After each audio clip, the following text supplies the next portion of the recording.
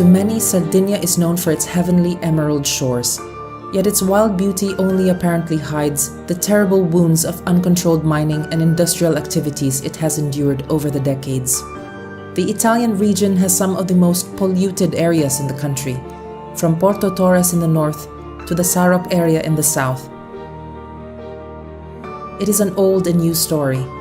The area around Iglesias and Carbonia have been heavily exploited by mining and polluted by mineral smelting for more than a century, until all activities stopped in the early 90s.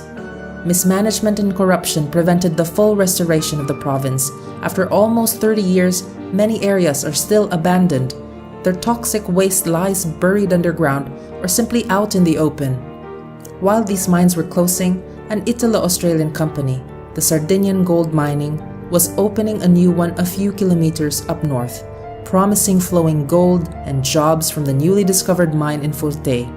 It was June 1997.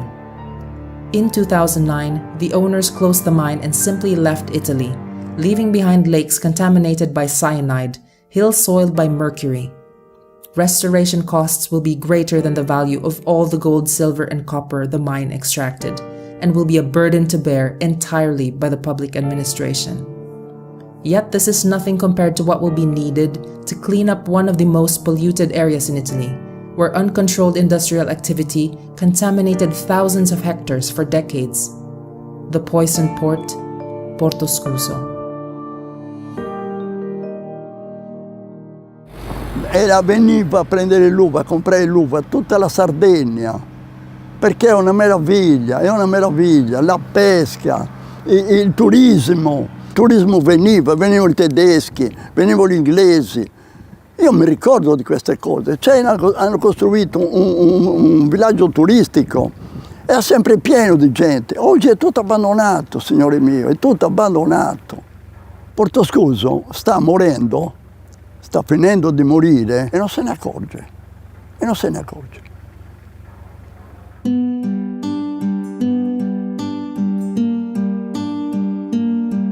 According to a 2014 report, the land of Porto Scuso has 32 times the maximum allowed level of lead, 58 times that of zinc, 4 times of cyanide, 18 times that of cadmium, all elements which provokes a vast array of tumors, growth issues and damages to the brain and the nervous system, troubles which ravage the town population. It is the result of 40 years of pollution by the industries which moved to the area in the late 1960s. The promise of companies such as Alcoa and Euraluminia was to bring jobs and develop the area. Meanwhile, they were burying underground or leaving tons of toxic waste out in the open, just a few hundred meters from the sea and the fields.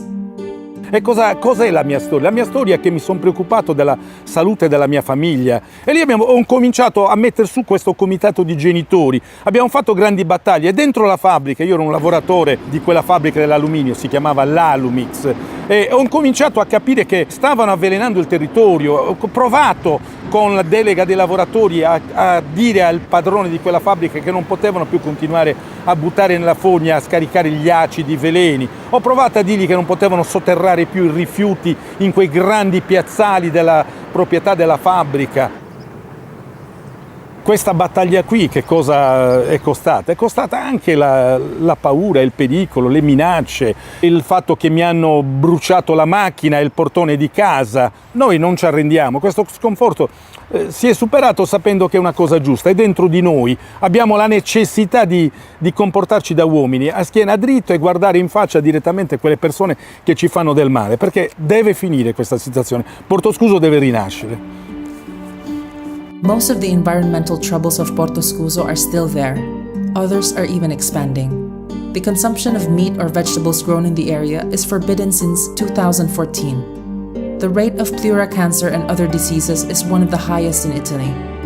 Meanwhile, 20 million cubic meters of alumina waste still lay in the Red Muds Basin, just in the front of the sea, an ecological bomb many want to provoke by restarting the aluminum production, hoping to bring jobs to one of the poorest provinces of Italy.